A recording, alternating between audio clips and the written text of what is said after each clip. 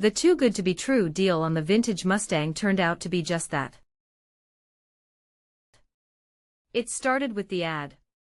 Mint condition '67 Mustang, original parts, one owner. Sounded perfect. Met the guy, Gary, at a deserted parking lot. Car looked pristine. Idiot me didn't bring a mechanic. Gary sweet-talked me, spun a sob story about needing cash for his sick mother, and I bit. Paid cash, got the title, drove away ecstatic. Next day, engine seized. Mechanic laughed, engine was a Frankensteinian mess, title was forged. I was out 15 grand. Police said it was a civil matter. Gary vanished. I channeled my anger into research. Turns out Gary, real name David Miller, was a small-time con artist, specializing in classic car scams. He'd been doing this for years, always staying just below the radar.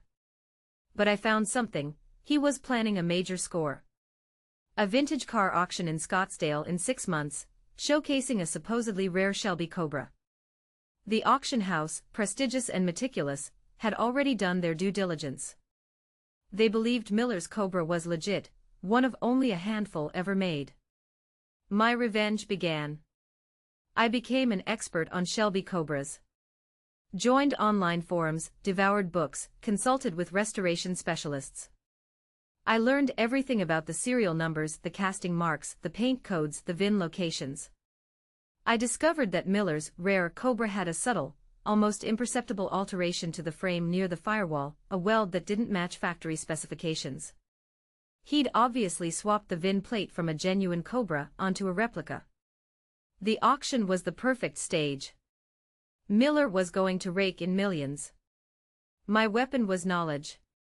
I contacted the auction house a week before the event, anonymously, and provided them with my evidence. I wasn't accusatory, just presented the facts, pointing out the anomaly in the frame with photographic evidence. The day of the auction arrived. Miller's Cobra was the star of the show. The bidding started high, climbing steadily. Then, a representative from the auction house stepped onto the stage. He calmly announced they had discovered inconsistencies in the Cobra's chassis, and after careful consideration, were withdrawing the vehicle from the auction. A collective gasp swept through the room. Miller's face went white. The auctioneer added they were informing the authorities about suspected fraud. I watched from the back, a ghost in the crowd. Miller was surrounded by security, his dreams of a massive payday dissolving before his eyes. He looked around frantically, desperately, searching for someone to blame. He didn't see me. He never knew. He went from a conman on the verge of a multi-million-dollar payday to a pariah facing potential jail time, all without me lifting a finger beyond research and a well-placed email. My 15 grand was gone, but the look on his face.